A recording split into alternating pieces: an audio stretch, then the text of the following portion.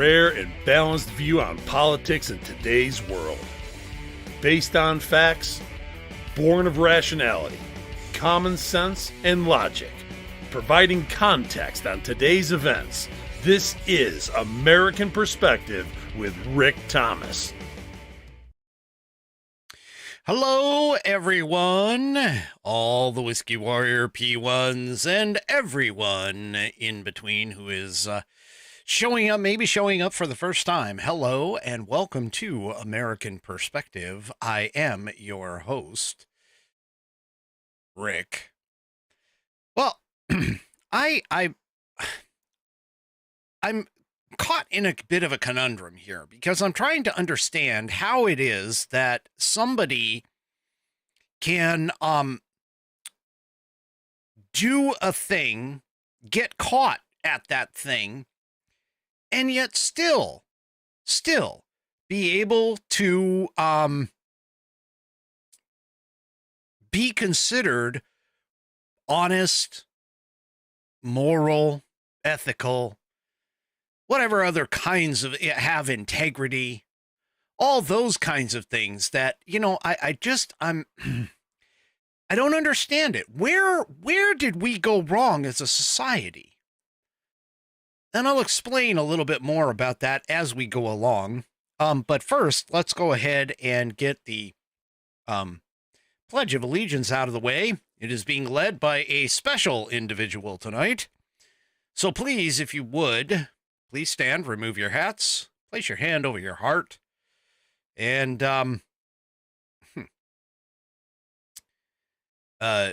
place your hand over your heart and follow along with the special Pledge of Allegiance.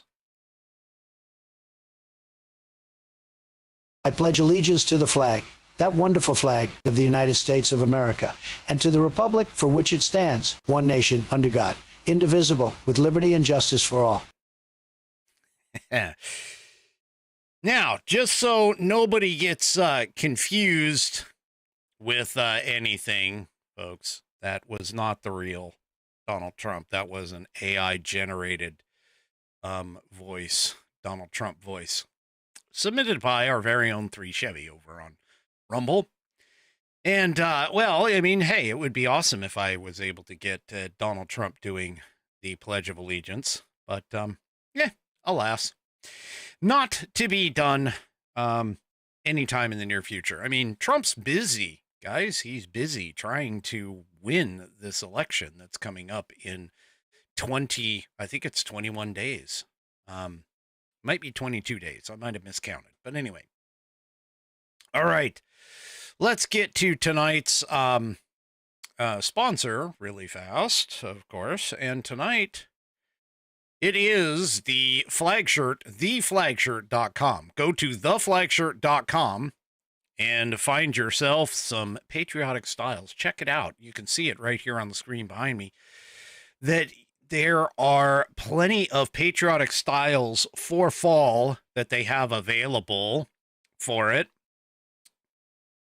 Right here on theflagshirt.com. You can head on over there and check out all of their styles. They have men's, women's, kids, made in the USA stuff. They have accessories. They've got deals. They've got all kinds of stuff for the family. For the family, everything. Theflagshirt.com is where you can go. You can check out all of their styles and everything else. And of course, I wear them almost every night. So like this one here that I've got, it's the Liberty Bell right here on my shoulder. It's the Liberty Bell men's cotton polo that I'm wearing tonight. And so you can find that, of course, under the men's section in the clothing style. So go to theflagshirt.com and check it out. They have free shipping on all orders that are $75 or more. But of course, I know not everybody can spend $75 in today's economy. So what I am going to do for you is I give you a $5 off coupon which you can grab by going to flagshirt.americanperspective.online. That's flagshirt.americanperspective.online. You can go and grab that and make sure you copy it and then paste it into the promo code box at checkout when you get ready to purchase at theflagshirt.com. That'll give you $5 off your order. Once again, go to flagshirt.americanperspective.online to get yourself a coupon code that you enter in at checkout at theflagshirt.com to get yourself $5 off your order. Go to theflagshirt.com and get yourself patriotized. And you can look somewhat like me. I don't want you to look like me because, you know, I don't want anybody to look that ugly. I'm sorry. Anyway. All right. Well, it's official. The Kamala campaign has figured out that they are failing, that they are losing, that they are starting to slip in the polling. They figured out that they are in trouble. Now, that doesn't mean that she can't still win this, because let's face it, there's going to be all kinds of shenanigans. And I got a couple of things on that here in just a minute. But she knows, or her campaign managers know, that things are not going so well for Kamala Harris. And you ask me why? Well, it's pretty simple. She's going to go on Fox News. That's right. She is going to go into unfriendly territory. Well, at least unfriendly as far as she's concerned. I mean, most of us who know Fox News, we know, okay, you know, Fox News is not the conservative outlet that it used to be. But it is definitely not the friendly outlets like CBS, ABC, NBC, MSNBC, CNN, etc., etc. So what happens here? Well, it's actually pretty simple, folks. She's going to be interviewed by Fox News's Bret Baier. And, yeah, this is... you can tell. I mean, you can just tell because of the reason, the main reason being is that she was never going to do, I mean, if you recall, not too long ago, not that far back, I know it's kind of tough for some to think that far back, but believe me, not too far. I was like, you know, today's days old, or years old, I should say, when she swore up and down she was not going to do any kind of a debate on Fox News. She refused it. In fact, she, you know, forced the ABC debate situation onto Donald Trump. It was what it was. But, yeah, there was just, and then, of course, when that failed, kind of not as spectacularly as the Joe Biden one, but definitely she had some problems and issues because ABC went and tried to save her butt. But anyway, after that, she was trying to get another debate, won by CNN initially. But she's trying to recover from this downward spiral that she has been in over the course of the last week. And she is supposed to do an interview sometime this week with Fox News.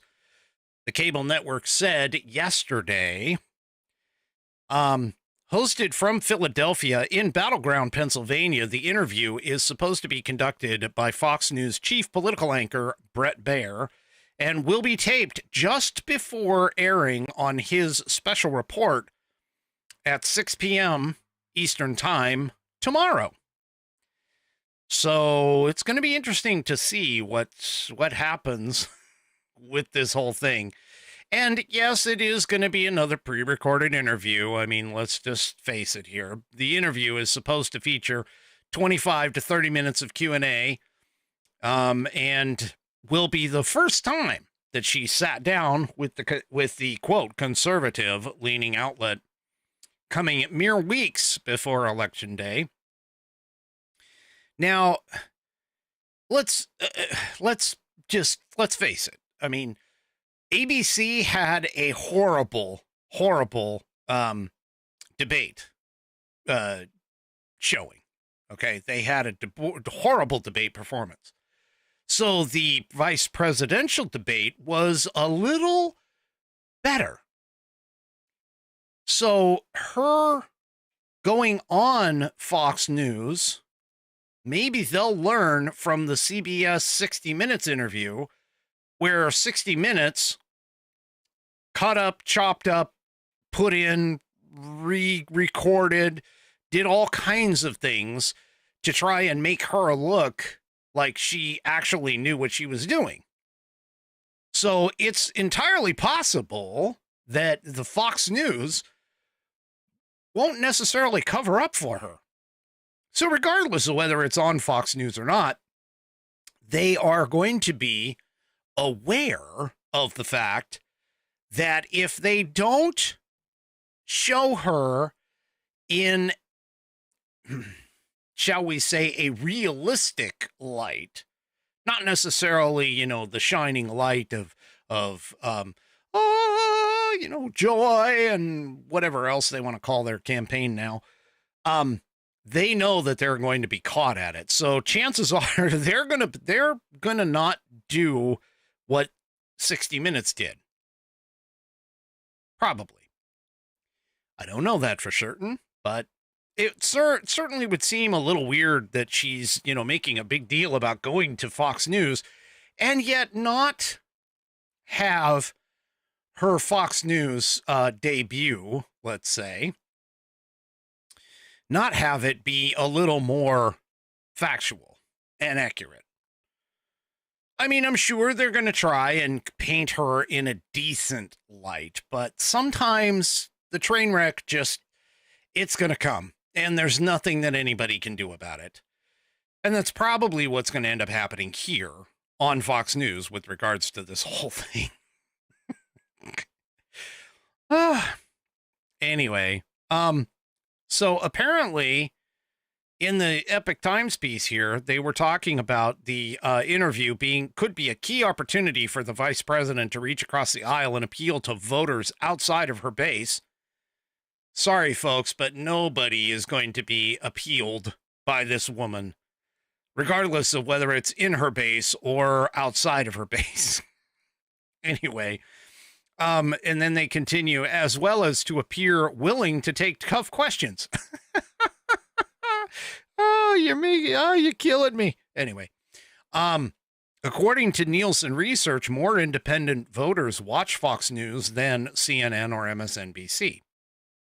And that, by just that paragraph by itself, or that sentence by itself, points out the desperation that is starting to set in with the Harris-Walz campaign. Now, former Secretary of State Hillary Clinton, back in 2016, was the last Democrat presidential nominee to sit for an interview with Fox News. 4 years later, senior Democrat officials have formally barred the network from hosting a 2020 primary debate.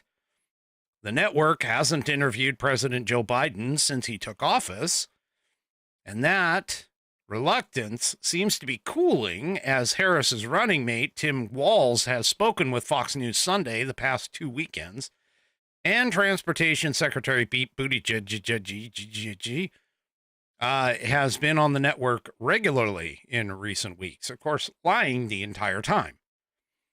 But anyway, a bunch of Harris surrogates like Gavin Newsom, Josh Shapiro, they've also participated in Fox News interviews. So I could be completely wrong. I mean, we could end up with a cut up, mashed up, polished up interview, you know, for her to try and make her seem like she is not only intelligent, but likable too. Well, or it could be a complete train wreck. I don't know. Well, it's going to be interesting to see. I mean, I'm not a big fan of Brett Baer. I'm not a big fan of Fox News anyway, not a big fan of a lot of the major news outlets because they tend to lie to you on many, many occasions. And they try to, of course, slough it off as being, oh, well, we're journalists. Yeah, you're not journalists. So anyway, this is just one in a series of interviews that Harris has been appearing in over and over and over again, because as we get closer and closer to Election Day, and that the polls are going, against her right now, not saying that they're, 100%, in Trump's favor, because they're not. And they're very barely in Trump's favor, by the way. But because these polls are, she's not running away with it. Let's just put it that way. So anyway, and she's also been doing other online talk shows too. So, yeah. Yep. So anyway, we'll see what happens. That ought to be interesting, to say the least. But when it comes to October surprises, I don't think we can really dismiss this one that just came out over the course of the weekend. Other than the fact that, Governor Tim Walz, who's supposed to be a huge hunter and advocate for the Second Amendment, and, he carried weapons in war, weapons of war in war, I should say, which we now know because he had a hell of a time trying to load his own shotgun, or at least whatever his thing was.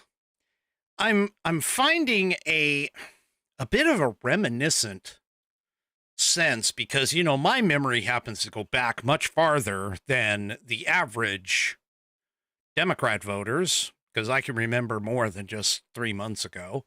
I can remember more than just 6 months ago. I can remember more than 10 years ago. I can remember back to right around, let's say, 1987, September, in fact, where a certain current president was running for his first shot at the presidency.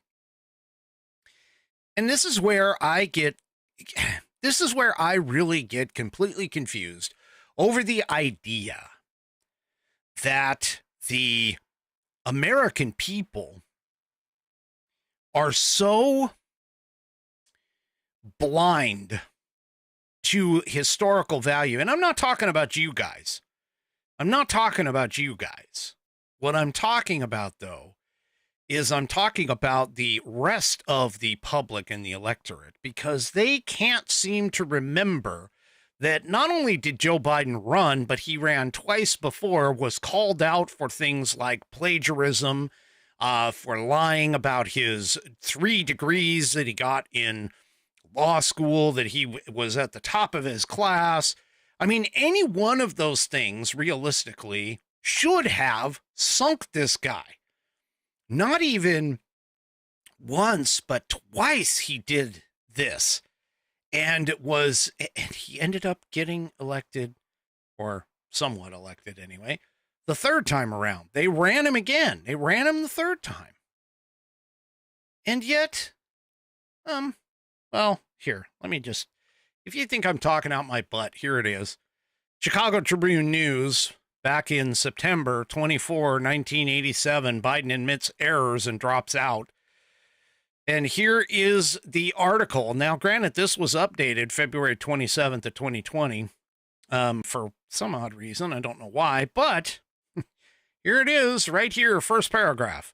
Senator Joseph Biden of Delaware, whose campaign for president has been damaged by admissions of plagiarism and embellishing his academic record, on Wednesday withdrew from the race for the 1988 Democratic nomination, saying the exaggerated shadow of his mistakes had begun to, quote, obscure the essence of my candidacy. Folks, this should have ended his entire political career. It should have ended his entire public life. But for some damn reason, and I won't understand why, but for some damn reason, we don't seem to want to hold these people accountable. I mean, this back in the 80s should have been, honestly, a career-ending issue. But yet, he comes back around. And he kept coming back around, and he kept getting voted into office. He's sort of like, the Teddy Kennedy who was caught sleeping and being drunk on the floor, or at least, I would assume that he was drunk, but he was sleeping during congressional hearings and stuff. And yet he kept getting elected. And this is a perfect example of where we are in terms of our political sphere. We sit here and we wonder why people like AOC and Jasmine Crockett and the rest of the squad, we sit and wonder why these people get elected. And it's very, very simple, because the electorate is not paying attention. And even if they are, they apparently don't seem to care. If we want better quality leadership, we need to have better quality candidates. If we want better quality candidates, we need to hold them to a higher standard. We need to hold them to a standard that not only is difficult to meet, but we also need to make sure that these people understand that, hey, you screw up just this much, you'll be flying a cargo plane full of rubber dog crap out of Hong Kong. And yes, I borrowed that from Top Gun, the original, okay? So there you go. I've given him credit. I didn't plagiarize. Anyway, sorry, that just came to me while I was standing here. So apparently, since it didn't end this guy's, because he, was caught not once, but twice. Apparently, since it didn't end this guy's political reign, what do you think it's going to do to Kamala? So yes, over the weekend, Kamala Harris, here in Woke Spy, Kamala Harris has now been accused, or has an alleged plagiarism charge laid against her from more than a dozen sections of her book, which I didn't even know she wrote a book. Did anybody else know she wrote a book? I mean, seriously, anyway, Smart on Crime, including material from Wikipedia. Now, all right, folks, look, the universities don't accept Wikipedia as a credible source of information. Schools don't recognize it as a credible source of information anymore. So there's no reason why you should be putting it in a book. But apparently there was an investigation and a report by Dr. Stefan Weber, who is a professional plagiarism hunter, according to himself, I think, confirmed multiple instances of unauthorized copying within the vice president's 2009 book. Dr. Weber found a bunch of them, and Christopher Rufo went ahead and called them out on X. She fabricated, apparently, also a source reference to a non-existent page number, while correctly cited some sections appeared to have been copy and pasted without using quotation marks. Now, here's a couple of the examples. So this from Christopher Rufo. This is the summary of findings of plagiarism. Whoa, that's way too big. Summary of findings of plagiarism in the book Smart on Crime by Kamala Harris, published in 2009. So apparently she copied virtually an entire Wikipedia article into the book without providing any attribution to Wikipedia. She fabricated a source reference. She did self-promotional content, or she copied self-promotional content from Goodwill Industries verbatim without citing the source. And in many other instances, even when a source was cited with a footnote, the text was directly copied and pasted without using quotation marks. Now, quotation marks would have been the most transparent and honest approach, but she never did. And there apparently were further signs of dishonesty that may be evident where the sources were copied, but specific details were altered, such as replacing a Subway store owner with the term sandwich shop clerk, or highlighting Southeast Asia in the context of a U.S. gang problem. Rufo goes on. Here is some of the exact copied text. Now you'll notice he went ahead and highlighted it for us. So the red is on the Kamala Harris side, comes from the red of an Associated Press article. The blue and the blue, gray or brown and brown. And if you look through these things and like read through them, they are almost, I mean, just about in all of these, word for word. Where she's maybe taken a little bit out of there, you know, taken a word out here or taken part of a sentence out there, whatever, and modified, you know, maybe some numbers a little bit in some of these. And this isn't the only one. There's further. This came from a John Jay College of Criminal Justice press release, and it is specifically word for word from the top all the way down, with only one word omitted, or added, I should say, in the Kamala Harris version in her book. And that's, folks, remember Claudine Gay? Claudine Gay did this also.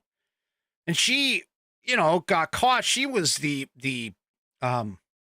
what was it? The university president of the university that she was at.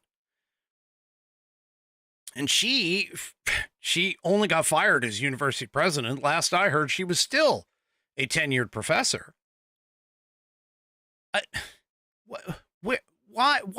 Why have we not held these people to a higher standard? Why have we not asked that these people get held to a standard that, I mean, this is straight up stealing somebody else's ideas.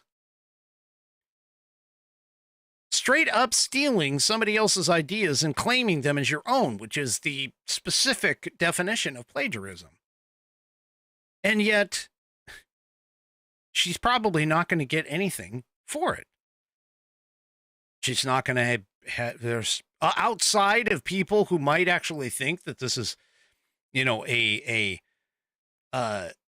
travesty, probably never going to happen, of any kind of, you know, responsibility taken or accountability taken. Well, Christopher Rufo apparently also was copied on a internal email response because he reached out to the publisher, Chronicle Books.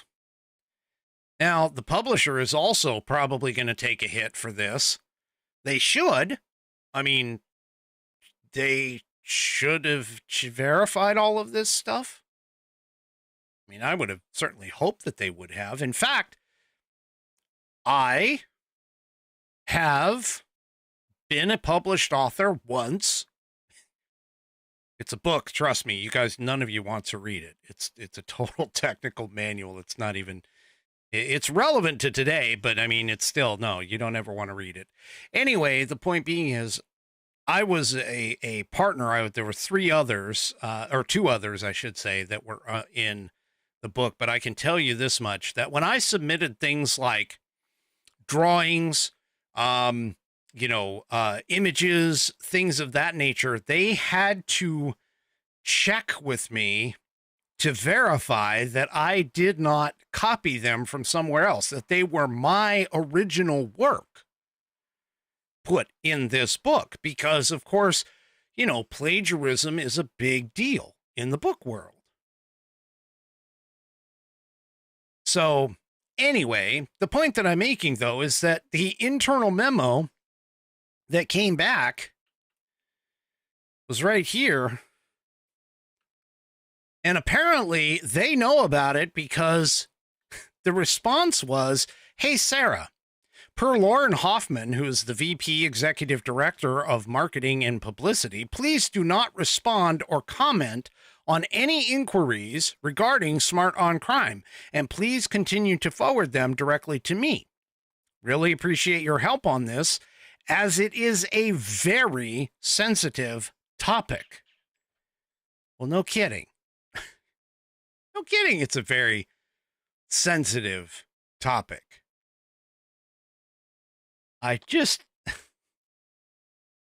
Very sensitive topic. Yeah, plagiarism is very sensitive.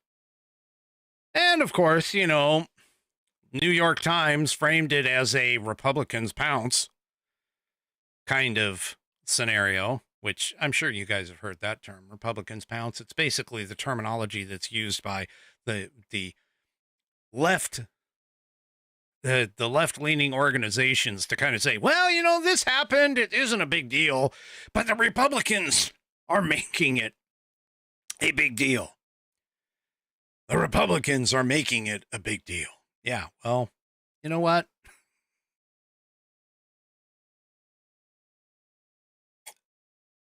Sorry. Throat was dry. This is exactly why when you see those kinds of articles that are out there, the Republicans pounce articles, it's because of the fact that they got caught doing something or not reporting on something that they should have been. They should have been reporting on this. If this was Donald Trump, if Donald Trump's book was found to have several sections that were complete, the book, The Art of the Deal, if it was found to have had several sections plagiarized, I guarantee you we would have that talked about on every single major news network across the country and potentially even the globe, because every single major news network would be like, scandal, Donald Trump plagiarized, scandal, and trying to get Donald Trump out. But because of this isn't even going to get picked up. They won't care, because to the left, as long as one of their own is caught doing it, they don't care. They don't care about it. And this is part of the problem. Their standards, their level of standards is so low that as long as it is a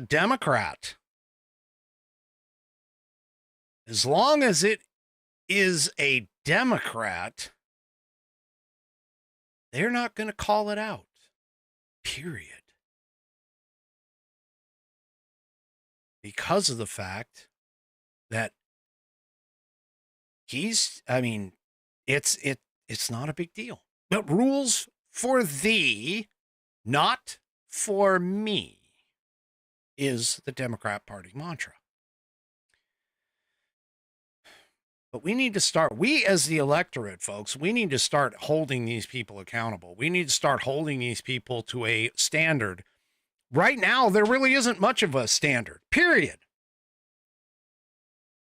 But definitely we need to hold them to some sort of standard, Because as of right now, there isn't any. There's none. There's no standards being held right now. I mean, just look at who we have. We have a geriatric oatmeal brains in the White House right now who plagiarized, who lied, who, took money from foreign entities in a influence peddling scheme using his son as the bag man. Not to mention the fact that he allegedly, according to his own daughter, took showers with her, possibly even had some sort of an incestuous relationship with her. You have,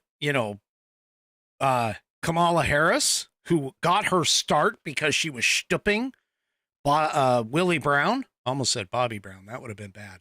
But Willie Brown, because she was stooping him and he got her start, her first 2 committee appointments, and got her started in the political game. You have Tampon Tim Walz, who lies completely about his rank when he retired. He lied about his DUI. He lied about, he just continually lies. Stolen valor, coward. He lied about running off. Lied about running off to war. If we want better politicians, and even, you could even extend this to, Donald Trump, for an example. If we want better politicians, we need to have more of an accountability. And the only people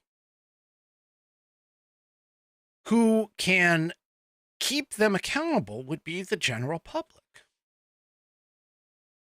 I know politics is a dirty business. You're going to get in the mud pit. You're going to roll around with the pigs. You're going to get mud on you and that kind of stuff. We understand that. But the reason it is that way is because we as the electorate allow it to be.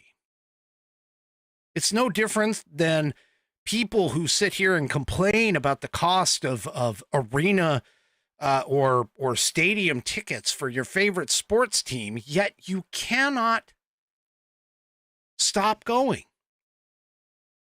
There needs to be a complete and clear understanding that if we want better candidates, we have to hold them to better standards. We have to hold them to higher standards than what they currently have. All right.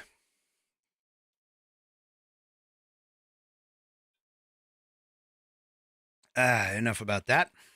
Well, it turns out that Obama came out and was campaigning for Kamala Harris, fell flat.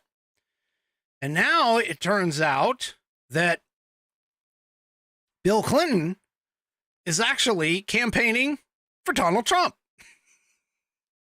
Well, he doesn't act like that, but I can tell you his comments definitely, all they have to do with this video, all they have to do is put at the end of it, I'm Donald Trump and I approve this message. I'm telling you. Oh, they could just take it and stick it on every television. I mean, this stuff is, the Democrats are basically writing the opponent's political ads for themselves. Anyway, what happened? Well, Bill Clinton, this is from Hot Air, but Bill Clinton, if Laken Riley's killer had been vetted, she would still be alive. You think? Better yet, if he wasn't even here. But yeah, anyway, here's the thing. He was out doing some sort of a like rally or whatever. And here it is. You can hear it in Billy Bob Clinton, which, by the way, he looks like shit. Just saying. But here he is, Billy Boy Clinton, talking about it. Case in Georgia not very long ago, didn't you? They made an ad about a young woman who'd been killed by an immigrant. Yeah, well, if they'd all been properly vetted, that probably wouldn't have happened. But if they're all properly vetted and that doesn't happen, and America is not having enough babies to keep our populations up. Okay. So we need immigrants that have been vetted to do work. Right. There wouldn't be a problem. And he couldn't keep people all torn up and upset. So what he is referring to there, by the way, is the fact that we are not reproducing at a replacement rate in this country. And that's what he was referring to at the very end. So he's trying to justify the fact that we need immigrants to come in because our population is declining. That's the thought process. But the part that is really important is the fact that he claims and says the quiet part out loud, which is essentially that if Lake and Riley and several others of these victims of these illegal aliens that have come across, if they had been properly vetted, if they had been properly handled the way the law requires them to be, they wouldn't even be here. They wouldn't even be here. And so, I mean, it's a perfect ad, to be honest with you.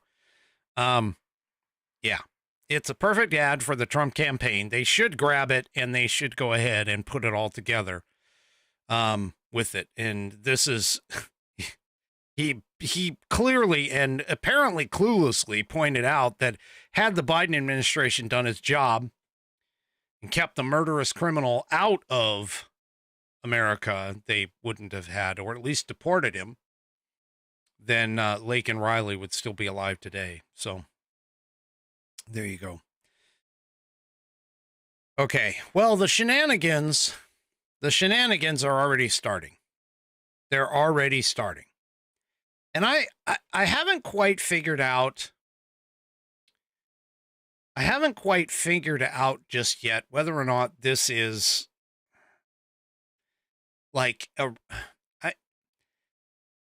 basically if an election official, okay, whether it's a local election official or someone at the state level election official, if they notice or think that there is malfeasance or even misfeasance going on, okay,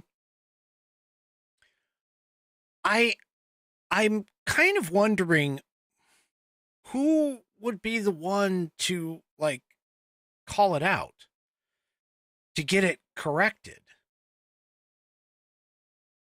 And the reason being is because apparently a court in Fulton County, this isn't just the news, a court in Fulton County has ruled that Georgia officials cannot delay or refuse to certify election results. Now, I'm confused. I'm really seriously confused here, because if elections officials can't call out things that are, shall we say, questionable and hold up the process, then how do we even know that the process is true, correct, so on and so forth? So apparently, according to this court, election superintendents in Georgia have a mandatory fixed obligation to certify the election results. And this is a guy by the name of Judge Robert McBurney, and he's a Fulton County Superior Court judge. What? You mean to tell me that they basically, they have no other choice? They have to certify it, even if the count is wrong, or there's signatures and non-signatures, the illegal ballots cast. They have no other choice. They have to certify it. How do you figure that that you can certify? I mean, certify means that it's true, correct, and accurate, right? I don't know where this guy is thinking that this is like a requirement. But apparently he said that local election officials in Georgia cannot delay or refuse to officially certify election results. Wait, what? He continued in the ruling that I read the first part to you, but he continued in the ruling, consequently, no election superintendent or member of Board of Elections and Registrations may refuse to certify or abstain from certifying election results under any circumstances.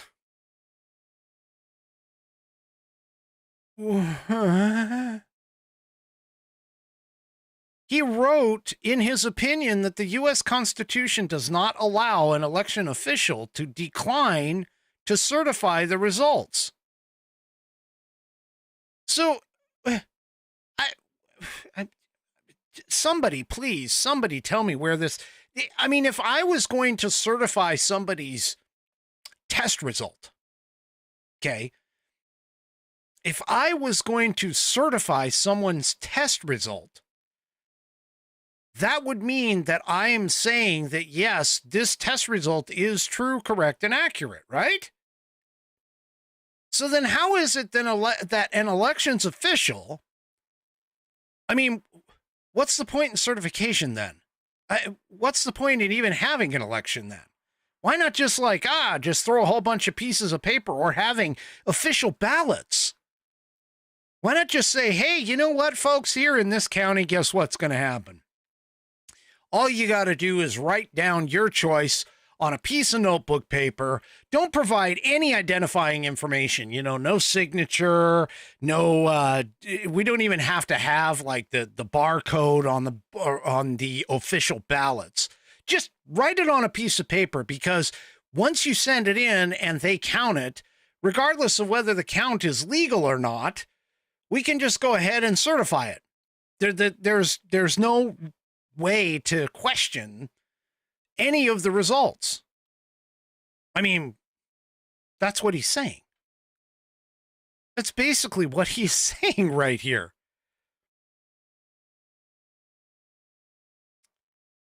Yeah, I don't get it at all. I'm hoping this thing gets sent up to an appeals court, gets appealed quickly and resolutely as soon as possible, because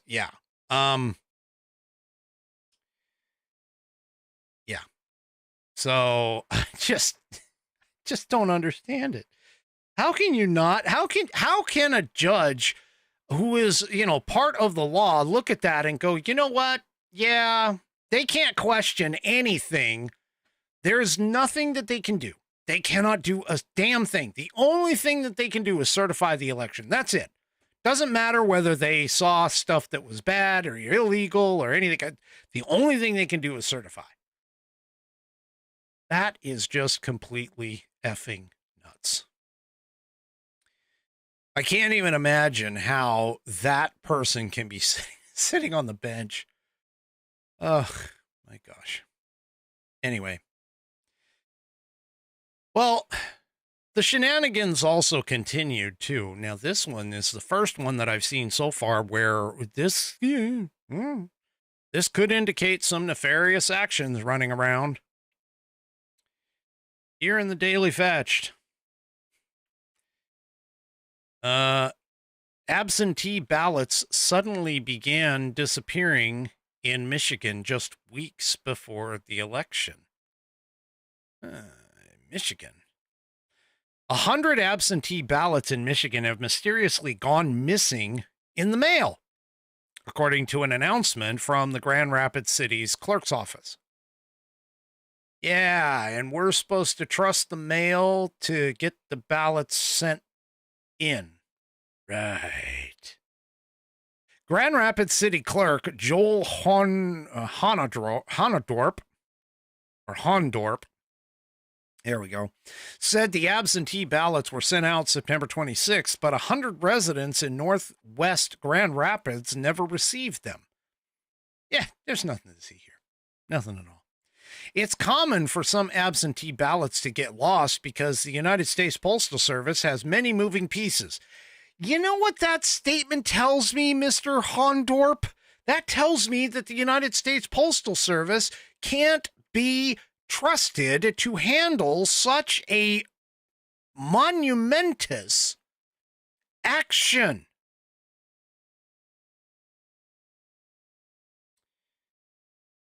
He added to that, if a voter wants to know what the status of their ballot is, if they haven't received it, they can go to michigan.gov/vote, and they can track their ballot that way. Track it how? You said that it's missing. All it'll say is that it was put in the mail. That's it. Anyway, the United States Postal Service and the city are currently investigating whether those 100 missing ballots, or where those 100 missing ballots went. Grand Rapids residents became confused after not finding the absentee ballot that they requested in the mail. Grand Rapids City Clerk's office sent out absentee ballots on September 26th. Wood TV, which apparently is a television station up in that area, reported that the 100 people who called the clerk's office to report not getting an absentee ballot have new ones on the way, and the old ones were, quote, spoiled. Those voters will be able to tell which is the new one if there is a higher number on the ballot. And they can also call the clerk's office to confirm if it is the right one. Hondorp said overall his office has sent out 32,000 absentee ballots in total for this election. A majority of the 100 callers lived on the northwest side of the city. Hondorp said the best way for all voters to keep track of their absentee ballots is to look on the state's voting website, blah, blah, blah. So if this were to happen in Georgia, let's say, okay, if this were to happen in Georgia, and then let's just say, as Mark points out over on Facebook, that the 100 missing ballots shows up all of a sudden at 2 a.m. on election day. Well, apparently in Georgia, according to that Fulton County court judge, they would have to certify the election anyway. Yeah. And then you sit here and wonder why people are questioning the elections process and questioning what's going on with our elections, and how 2020 was basically looked upon as being a complete debacle. Yeah. So, I don't know about this. I honestly don't know about this. The things now, whether this was nefarious or not doesn't mean anything, to be honest with you, because what it demonstrates is that the system itself has flaws, and that regardless of whether it was done nefariously or not, because of those flaws, we cannot trust that everything is going to be consistently on the up and up, just like what happened with all of those non-citizens that were erroneously registered to vote in various states across the country. And you're sitting here trying to tell us that we need to just trust the system, that the system works, and that there is no issues with any of this occurring. Yeah, I don't think so, people. I definitely don't think so. All right, let's see. What do we have here? Oh, I found this a bit interesting. This is something that I found it interesting. Ironically, it's from Interesting Engineering, but I didn't put it in the show notes for tonight. But remember how I was telling you how 17 days worth of drones were like flying over are U.S. military bases. Now, keep in mind, they were over this was actually happening reportedly in Virginia. Okay. But apparently Boeing has a weapon already built to take these things down right here in interesting engineering. Boeing's 5 kilowatt laser weapon takes down heavy drones in a landmark CLWS test. Now, Boeing's laser system supposedly took down bigger Group 3 drones in a joint U.S.-Saudi exercise, proving that it can stop advanced threats. Wait a minute. Why don't we have this to take down stuff that, might be flying over our military bases?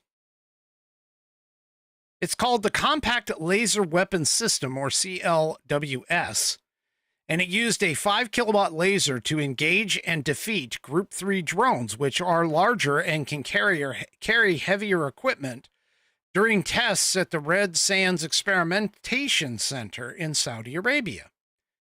2 Boeing engineers quickly integrated the system with the Army's Forward Area Air Defense, or FAAD, command and control network, using radar cues to run demonstrations with representatives from U.S. Army DEVCOM and U.S. Army Central Command.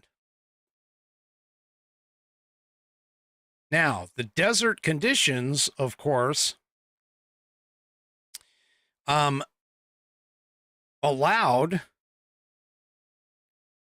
them to test this.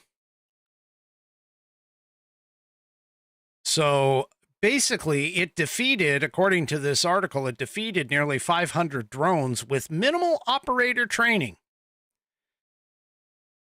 It successfully took down 500 drones, first-person view drones, and swarms during numerous demonstrations in various scenarios and environments. Operators have used an Xbox controller to achieve this with just 1 singular hour of training. Yeah, that is amazing. We needed that here. We need that. We need that in our military bases. We need that along the southern border. Yeah.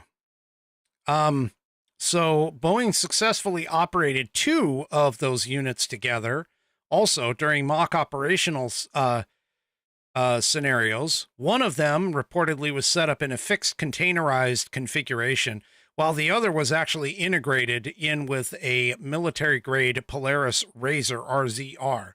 Together, they cooperatively detected and defeated both single and multiple targets simultaneously, including high-performance first-person view, FPVs, drones, stationary mortars, and a swarm of live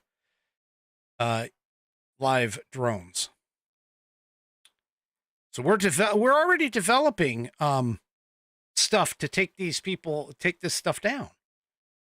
And yet we don't have that over our military bases yet? Seriously? Come on. All right, folks, that's it for tonight for me. Do me a favor, if you haven't already, head on over to rumble.com. Get yourself an account. It's free. And once there and signed in, make sure you hunt up the American Perspective channel and make sure you hit that green follow button. Also, too, before you take off, make sure you hit those thumbs up and like buttons on all my various platforms. That helps bring this video to light to more people, because I would love to expand my reach and my Whiskey Warriors, of course. Tomorrow night is Whiskey Wednesday, so you can join in starting at 5 p.m. Pacific, 8 p.m. Eastern Time. Tomorrow is the longer form of the program where we go an hour and a half. We will see you tomorrow night. Have a great rest of your evening. Good night, everybody. The previous broadcast was produced and is owned by Active Eye Media LLC. All rights reserved.